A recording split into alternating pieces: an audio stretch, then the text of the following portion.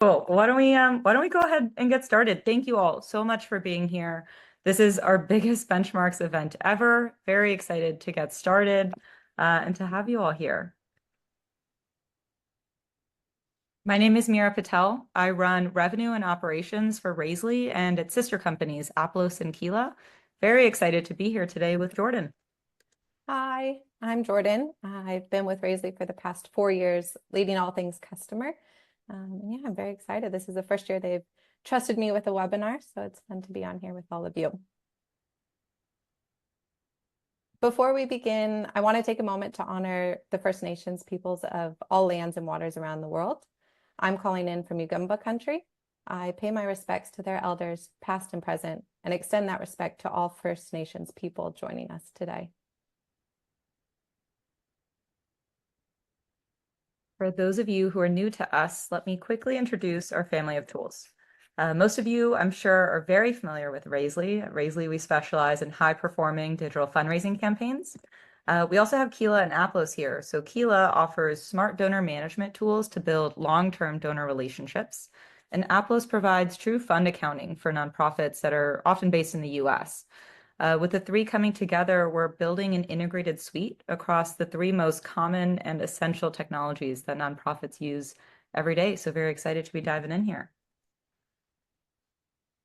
Some of you, I'm sure, have attended this webinar before, but for those of you who are new and this is your first time attending a benchmarks webinar, we wanted to share a little bit about how we're able to deliver this webinar and the report that you're going to receive afterwards. I think what makes our benchmarks valuable is our very comprehensive data sources. Am I skipping ahead? Mm-hmm. All right, we're going to spend today doing some intros, but we'll talk about our methodology, what some background challenges and opportunities are that you might be facing in your organization, as well as some specific fundraising strategies, some benchmarks data, and then, of course, some takeaways to wrap it up. Cool. So I think what makes this benchmarks webinar and the report so valuable is our very comprehensive data sources. We have data from 2023 and 2024. We've analyzed over 13,000 campaigns across close to 3,000 organizations on our platform that together raised more than $400 million. This represents about 2.7 million unique donors with close to 400K in fundraising profiles. We also have some qualitative insights from over 250 fundraisers across 13 countries, and we have contributions from expert partners as well. So we think this gives us a truly 360 view of what's happening in fundraising right now and be able to share that with all of you. Awesome. So before we dive in to understanding the current fundraising landscape and the numbers we've seen, we'd love to hear from all of you about how the last year has felt. So we wanted to launch a little poll just to get a temp check on the situation. So if you can quickly let us know, how has the last year of fundraising? Is it positive, very positive, neutral? It's been a bit of a mixed bag, or challenging?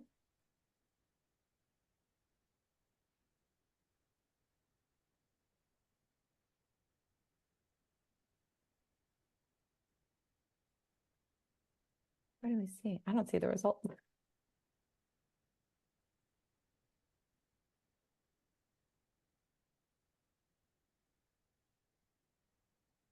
There we go. So some are finding it very positive. I like it. I like the optimism. It's going great and positive. So about 31% of you are, 33% of you are feeling good. And I like that. Neutral, it's been a mixed experience. We have our ups and downs, and we see that in the data. And challenging. It has been difficult with those ups and downs, and we feel that. And we're hoping to make it a little bit easier for you guys with some of the stuff we're sharing today. Thanks for jumping in and sharing the poll, or letting us know how you're feeling. So a few weeks ago, we sent a survey out and had over 200 respondents let us know what's going on in their fundraising experience. And so that's what we're going to start with today. And this context will hopefully be helpful for you to see where your organization fits in the broader picture, and then make some insights for your specific scenario. So this is what we found when we sent out a survey. We're going to start with some good news. Half of organizations reported fundraising growth in 2024. With Raisley, we saw across the board, median growth rate was about 6% year on year, which means that it is growing, which is really positive to see. Some organizations are growing more than others. 1 in 4 absolutely crushed it, growing 75% or more compared to the previous year. Is that any of you on the call? If so, huge congrats. That's a big achievement and you should be proud. But as some of you noted in the poll, not everyone saw growth. It's been difficult and you're not alone. So we're going to share some specific insights to help turn those things around and share the clear patterns in what's working, which is what we're hoping to explore today together. So let's jump in. One clear pattern emerged when we looked at team structure. So when we looked at who grew their fundraising and what was the breakdown of their team, we noticed that team structure does make a big difference. Organizations that had a dedicated fundraising staff were significantly more likely to see revenue growth. So 53% with dedicated fundraisers increased revenue versus 35% without. And so this highlights the impact of having someone focused specifically on fundraising strategy, but we know budget can be tight. And so this is where you can really lean on your other team members. At Raisley, we love a good flywheel, and we know that supporters don't always enter in the same spot every time. So it's not just the fundraiser's job to help grow fundraising. And so by bringing other team members in and letting them know how they can have an impact on the fundraising, you can work with them to grow fundraising without actually having to hire more staff if budget doesn't allow for it. Now that we know that there's good news, we do recognize that half of organizations last year stayed flat or raised less. And even looking at sentiment of those of us who are here with us today, about a third of you feel neutral, a third are a bit more concerned. So let's talk a bit more about the obstacles that you may be facing. I think we know that sometimes understanding what the common challenges are can help organizations like yours identify where to focus your time, your energy, and your resources. So we asked hundreds of fundraisers about their biggest hurdles during 2024. And first we asked what challenges most impacted fundraising. And 68% of respondents said that economic concerns remain the top challenge. But now let's look at how this data actually compares to our 2023 data on the next slide. What the data shows is that economic concerns actually dropped 5 percentage points from last year. Now, of course, a lot has changed even just in the last couple of weeks alone. But while the economy remains challenging and sometimes fluctuating, fundraisers are learning to navigate in that ongoing certainty. And that's something that I think is really unique and important to call out, is that there is a lot that's happening in the fundraiser space. Folks are figuring out how to navigate that even when things are changing. And we're seeing that in some of the other challenges here as well. So a couple of other challenges that are top of mind: donor acquisition has really moved up to become the second biggest challenge. It was mentioned by 48% of respondents. Staffing changes is now the third top concern, with 42 folks mentioning that in the survey. Notably, donor fatigue, campaign strategy, both of those actually increased by 8 percentage points relative to last year. Meanwhile, increased competition went down by almost 14 points.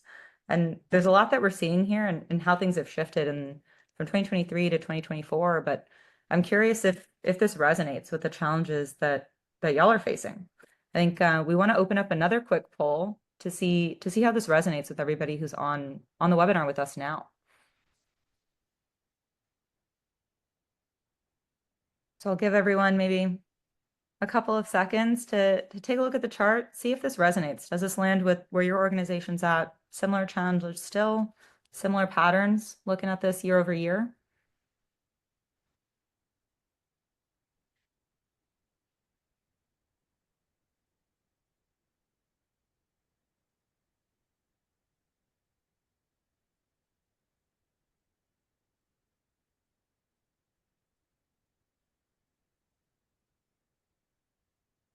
All right. Wow. This is overwhelming responses. So it looks like 93% say that these challenges are very similar or that some of these challenges are similar. I think just a handful of folks are saying not exactly, it's not quite a fit, but it sounds like this really resonates for most people who are in the room today. And I think our takeaway looking at this data, it suggests that traditional approaches may be losing effectiveness as donors become a bit more selective. Today's donors expect more personalized, meaningful engagement.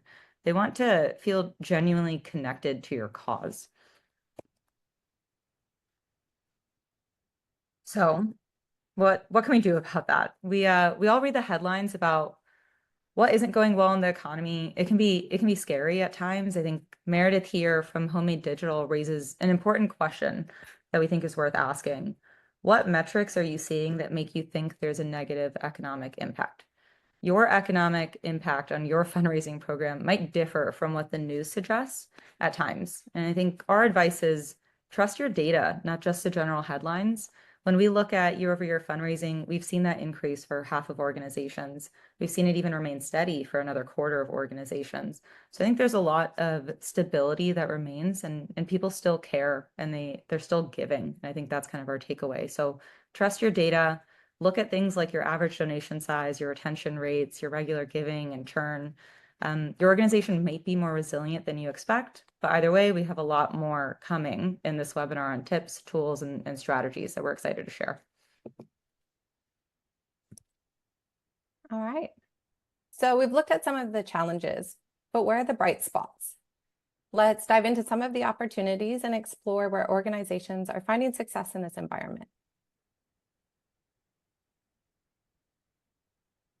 So in our survey, we asked, what are your top fundraising priorities for 2025? And donor acquisition remains a top priority across all organizations. It's hard to attract new donors. But when looking at those that increased their fundraising last year, they place more emphasis on regular giving and retention. And they're on to something. You need to fix your leaky bucket before you try and fill it faster. So we chatted with our friends from Dotaro, and their data is showing that overall donor retention is continuing to decline.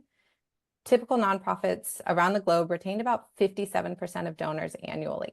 So this makes retention and regular giving critical, especially when you're working so hard to get those new donors.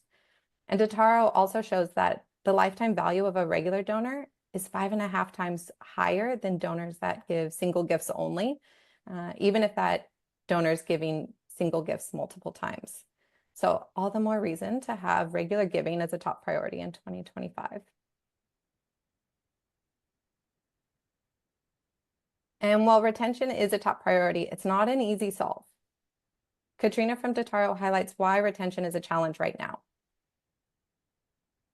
A tougher economic climate, more competition for donor attention, and changing donor expectations all play a role. Today's donors expect more personalized, relevant experiences from causes they support. And we're going to dive into how to turn these challenges into an opportunity. So with the 3 opportunity areas that Jordan just shared, donor acquisition, donor retention, and regular giving. So for donor acquisition, the multi-channel approach is critical. No single channel is a silver bullet anymore. Our suggestions include diversify your acquisition budget, make sure to track everything with UTMs. Those are the snippets of text that you can add to the end of a URL to track website traffic, but just keep that consistent, keep that in mind. And think about your messaging as well, from click all the way down to conversion. Now for donor retention, go beyond standard email journeys. And to do that, you might need a top-notch CRM that's really built for nonprofits. It's really important to have that in order to better segment your donors and then be able to use that for the extra level of personalization and tailored experiences. When it comes to regular giving, consider what truly drives this and know that you have several options. You can set monthly donations as your default option, incorporate storytelling to inspire ongoing support. And if you're feeling inspired, try a subscription approach to get your donors more engaged. We do have some real life tips and examples coming up, but first, we'd love to hear from you. In the chat, let us know what actions you're taking and how has that impacted your giving and the results of your campaigns.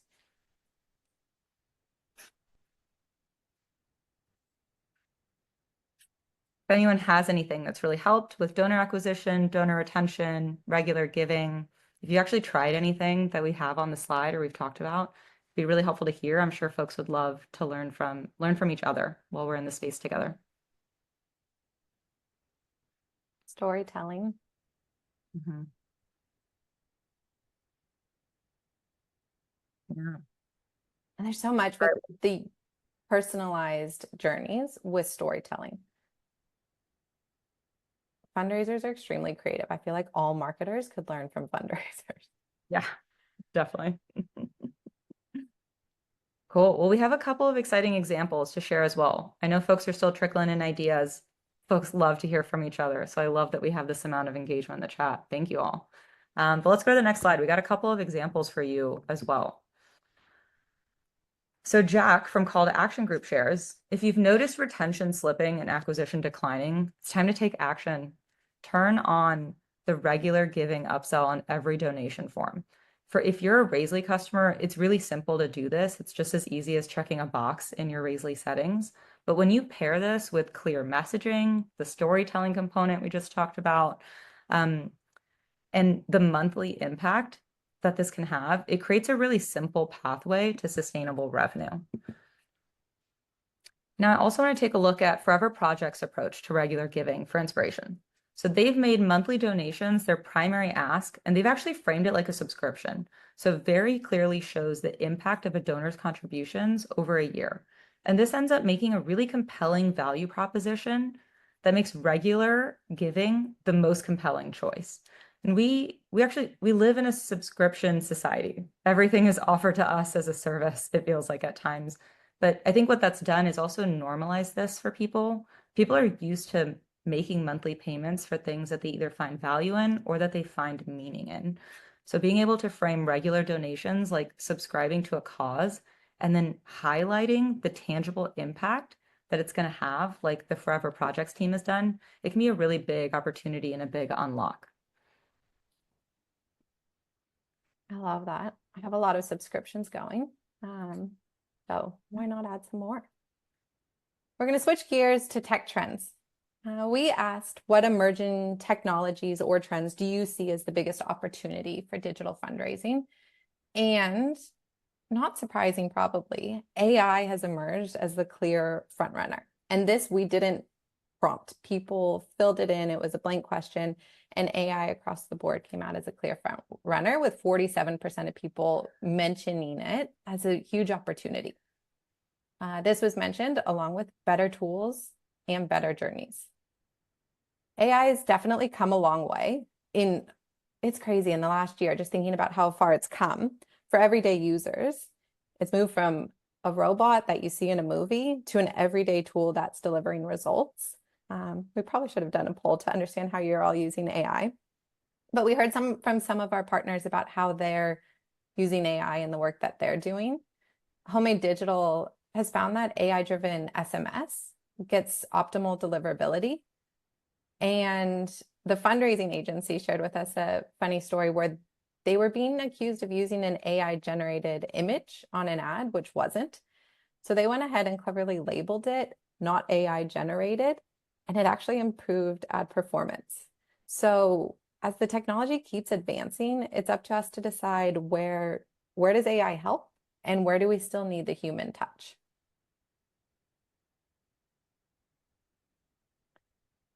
So it's time for a shameless plug. But it's something we're really excited about. And when we saw AI pop up, it made us feel good because it's like, okay, we're in the right space. We're focusing on some of the right things right now for our customers.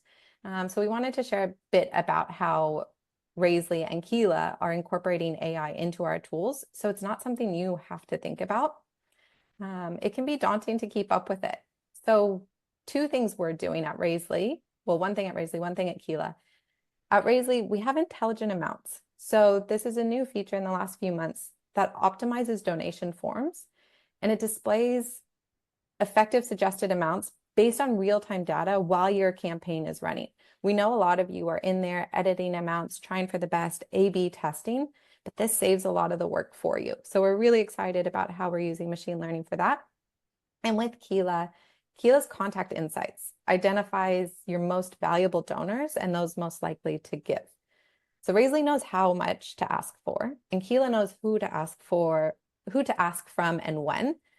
And we now have a live integration between the two. So it's really cool to see them work together and create a bit of magic. And you don't have to know the ins and outs of how the AI works to make it happen, which is neat. Cool. Well, we talked about challenges, opportunities. We got our shameless plug out of the way. So now let's dive into some specific fundraising strategies that are working in this environment. We'll examine what campaign combinations organizations use and which delivered the best results. And our hope is that these insights will help you focus on using your limited resources to maximize your impact and be really efficient with the resources that you have.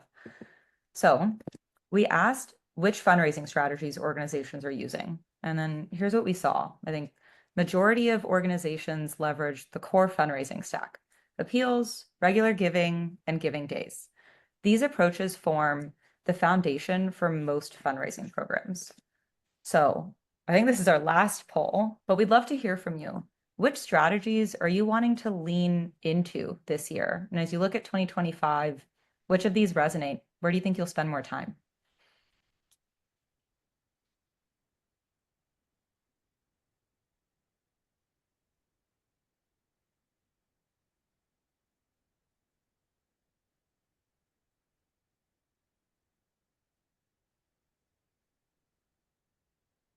Give y'all a couple more seconds.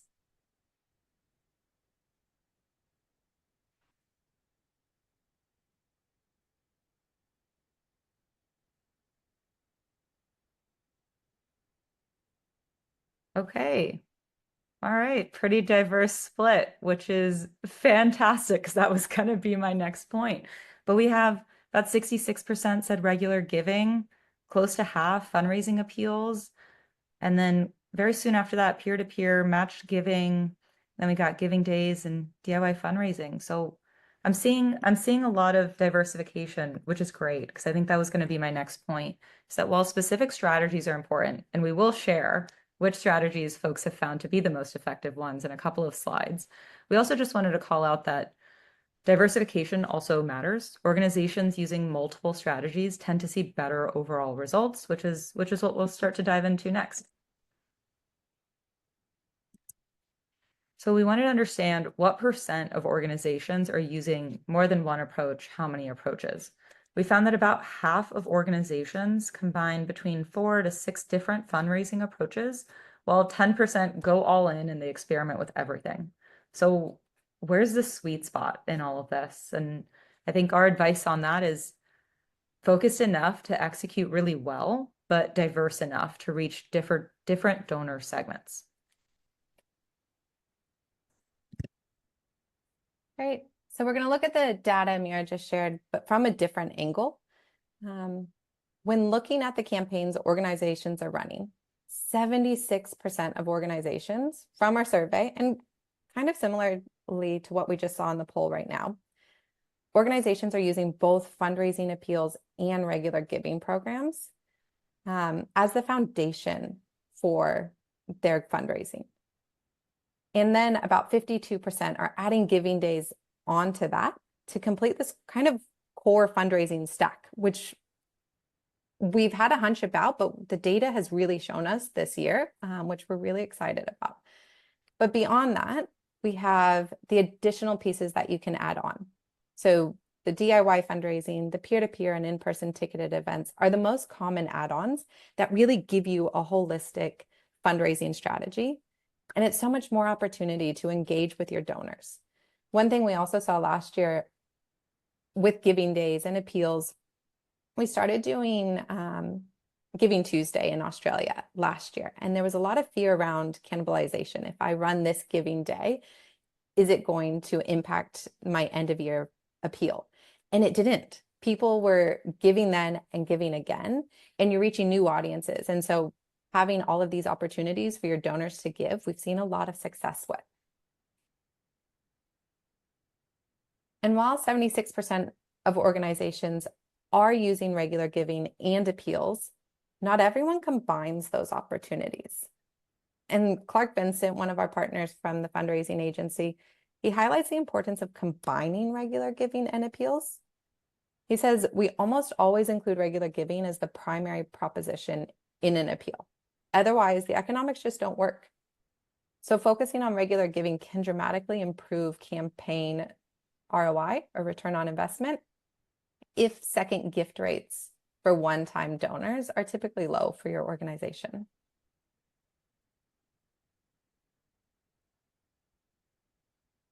So we talked about the usage of fundraising strategies, how folks are utilizing different approaches. But I mentioned earlier, we also want to get to what's effective. What have people found to be the most effective strategies when it comes to fundraising? So let's take the top three most commonly used again: appeals, regular giving, and giving days. They all score really highly, which aligns nicely with their very widespread adoption that you can see. Meanwhile, matched giving and in-person events, those could actually be untapped opportunities for some organizations. Both of those are rated in the high 50s for effectiveness and truly stand out there, but nearly half of organizations aren't using them today. And something that one of our very talented customer success managers, Helga, calls out, it's really important for organizations to design their fundraising strategy to align with their organization. For example, an in-person peer-to-peer event may be an excellent choice for a service delivery organization that wants to build connections in their local community. The ROI for that is going to be measured with non-revenue indicators as well. But for others, the ROI may not stack up in the same way. So personalization doesn't just apply for donor engagement and retention. It's also important to personalize your strategy with your organization's purpose, focus, and identity. And while we're on this slide, a quick tip, screenshot this for your next budget meeting. It might be helpful in terms of making a really compelling case for diversifying and trying some new approaches that other organizations have found to be very successful for them. I think people are going to be sending through that slide and the slide saying that we need a dedicated fundraiser to their boards after this presentation. All right. So that was the survey that we sent out and what we heard from fundraisers. But this is the second part of the session, and we're going to dive into the data that we're seeing on Raisely. I do want to highlight that this data is from a wide range of customers. At Raisely, we have small volunteer-led community groups all the way up to professional, well-established large charities, which we're really proud to be able to offer a service that supports such a wide breadth of customers who use it in such different ways. And the data we share will include all of that. These benchmarks are intended to help you evaluate your own performance. They provide valuable context for using your fundraising programs metrics, but they're only a part of the story. And we hope you can take this back to look at your data to tell the rest of the story.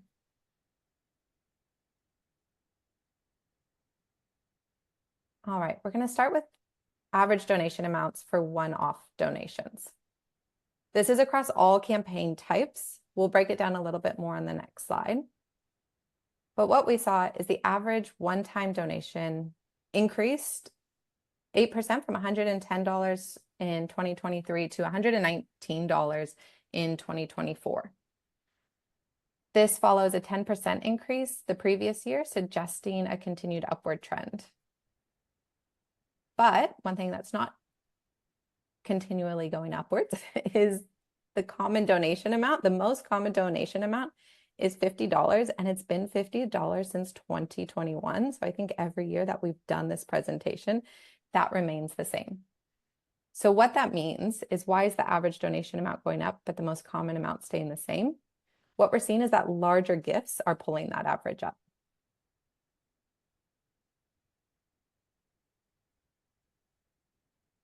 All right.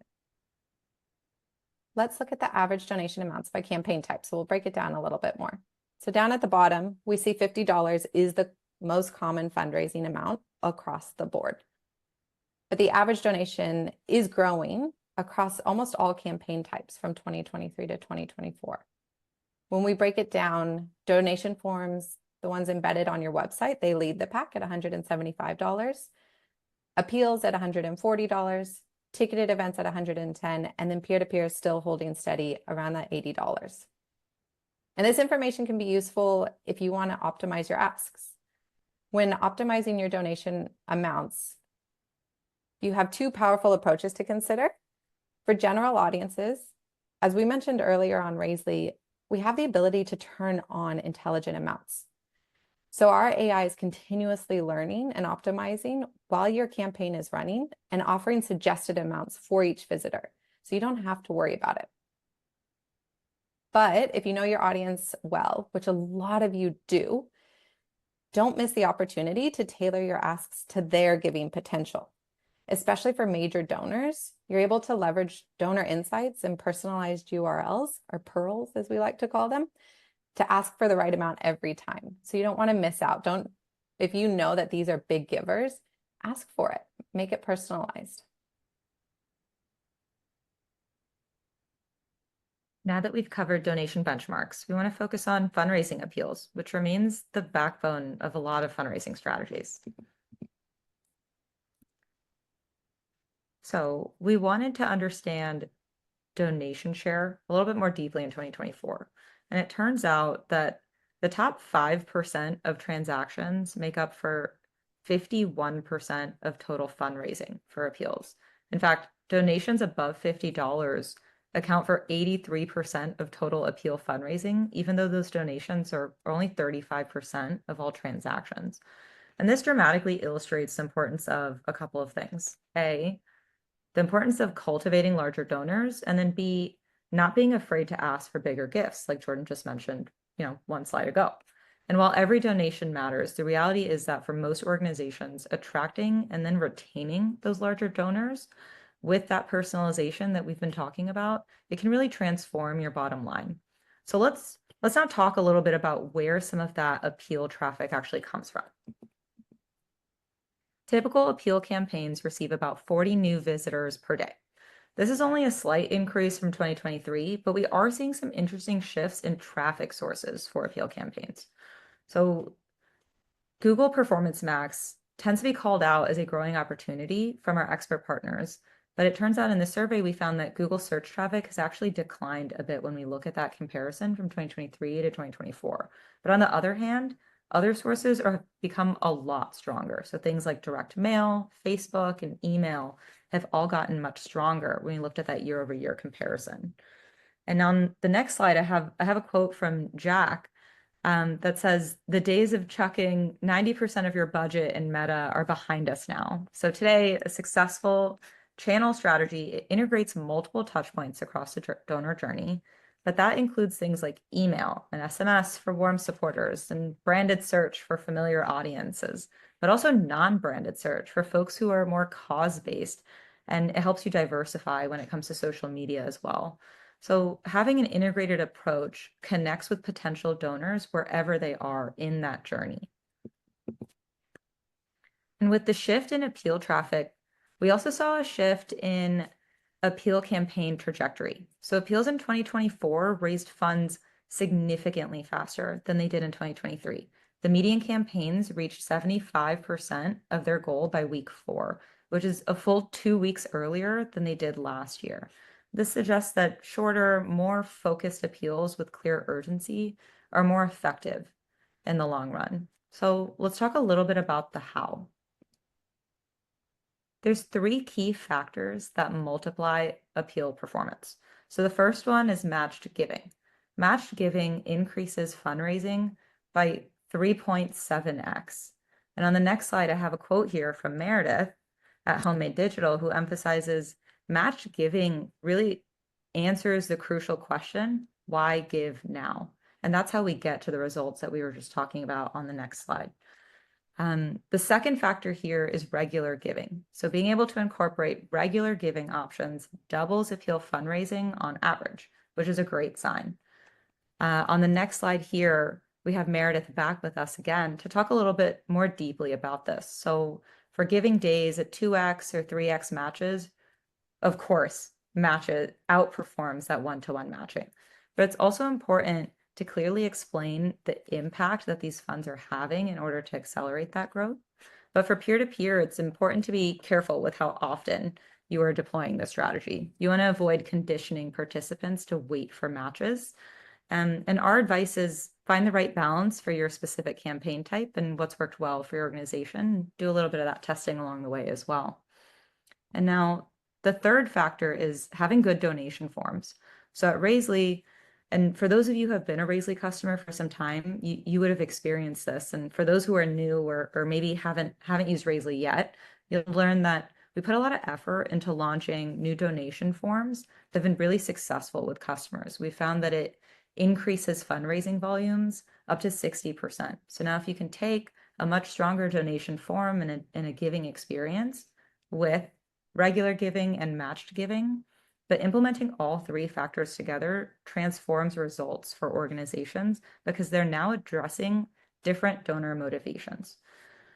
So now that we've covered donation appeal benchmarks, I know that we want to spend some time talking about peer-to-peer as well. So I'll pass it back to Jordan. Great.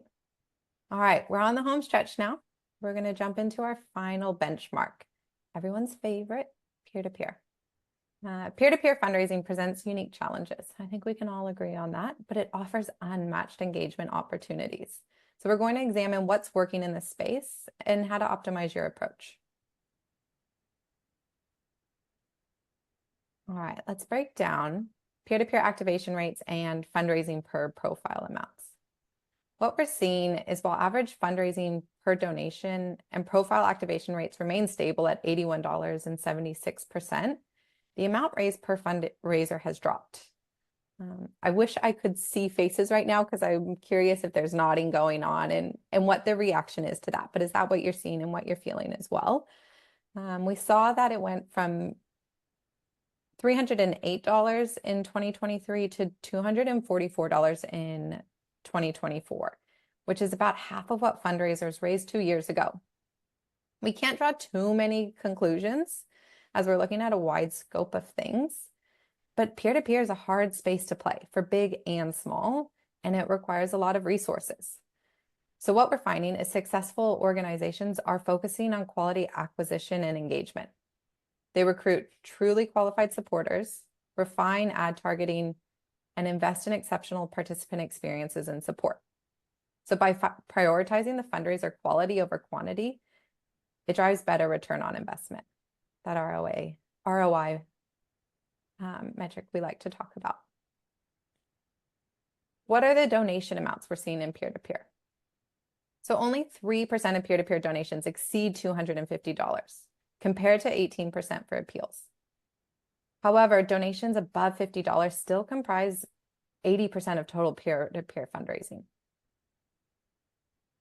So what this means is fundraisers need to focus on both donation volume and encouraging larger gifts, which is a big ask. But what you can do to help is to provide those fundraisers with strategies to secure larger donations from their networks if it makes sense. If your fundraiser is a kid asking for $5 from his aunt, it might not make sense. But if your fundraiser is a well-connected business person who can ask for larger amounts, give them the resources and the support to do so. Let's dive into how some organizations are doing this well. Liptember is a great example of exceptional participant enablement. What they do is they provide comprehensive resources. They have social assets, templates, fundraising ideas that makes it easier for the fundraiser when they come to fundraise for you. And we know that creating these resources definitely requires investment, but they do dramatically improve the fundraising success.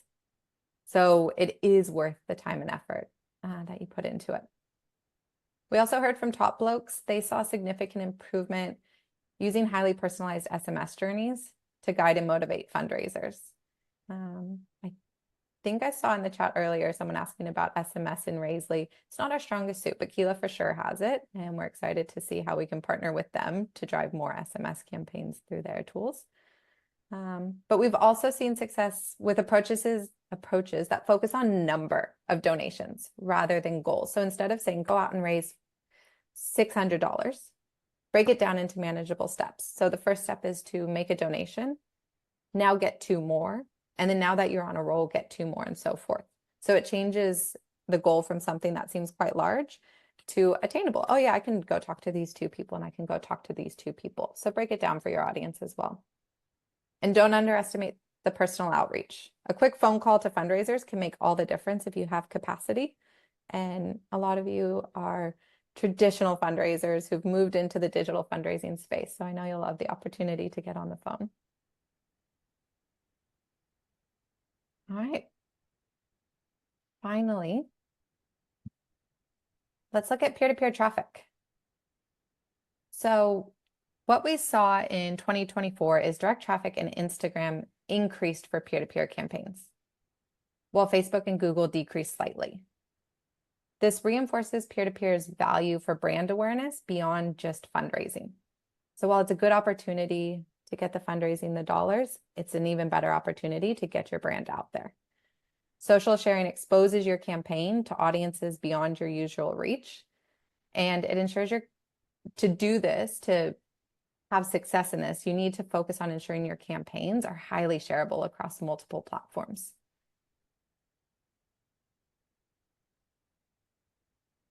So to wrap up today's session, let's take a look at a couple of things.